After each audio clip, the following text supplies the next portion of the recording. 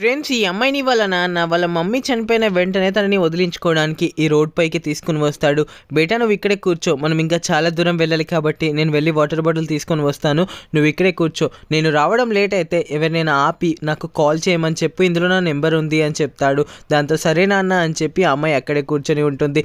ఈ అబ్బాయి చిప్స్ అమ్ముకుంటూ వచ్చి ఈ అమ్మాయి ఎవరో నా ప్లేస్లో కూర్చుంది, పర్వాలేదు తను వెళ్ళిపోయాక మళ్ళీ వద్దామని చెప్పి మళ్ళీ చిప్స్ అమ్ముకోవడానికి వెళ్ళిపోతాడు. మధ్యాహ్నం వచ్చి చూస్తే ఈ అమ్మాయి ఎవరు నా ప్లేస్లో కూర్చుంది అని చెప్పి నీకు చిప్స్ కావాలా చెల్లి అని చెప్పి అడిగితే నాకు చిప్స్ ఏం వద్దు, నా దగ్గర డబ్బులు లేవు అని చెప్పి ఆ అమ్మాయి చెప్తుంది. దాంతో సరే అని చెప్పి ఆ అబ్బాయి అక్కడి నుంచి వెళ్ళిపోతాడు. సాయంత్రం వచ్చి చూస్తే ఈ అమ్మాయి పొద్దున్న నుంచి ఇక్కడ అసలు ఏం చేస్తుంది, అసలు నువ్వెవరు, మీ అమ్మ నాన్న ఎక్కడికి వెళ్ళిపోయారు, నువ్వు ఇక్కడ కూర్చొని ఏం చేస్తున్నావు అంటే మా నాన్న నా కోసం వాటర్ బాటిల్ తేవడానికి వెళ్ళాడు పొద్దుననగా కానీ ఇంకా రాలేదు అని చెప్పి చెప్తే మీ నాన్న నెంబర్ ఏంటో నీకు తెలుసా అంటే ఈ చీటీలో ఉంది చూడండి అన్న అని చెప్పి అంటుంది. దాంతో అందులో చూస్తే ఈ అమ్మాయిని మీరు పెంచుకోండి లేకపోతే తీసుకువెళ్ళి అనాథ శరణాలయంలో వదిలేయండి, మాకేం వద్దు అని చెప్పి రాసి ఉంటుంది. మీ నాన్న ఇక్కడికి ఎప్పటికీ రాడు అంటే ఎందుకు రాడు అంటే మీ నాన్న కావాలనే నిన్ను ఇక్కడ వదిలేసి వెళ్ళిపోయాడు. అన్న నన్ను ఇప్పుడు ఏం చేయమంటావు, నువ్వేం బాధపడకు, చిన్నప్పుడు నన్ను కూడా మా పేరెంట్స్ రోడ్డు పైన వదిలేసి వెళ్ళిపోయారు, అప్పుడే నేను ఒక ఆశ్రమం వాళ్ళకి దొరికితే వాళ్ళే నన్ను చిన్నప్పటి నుంచి పెంచి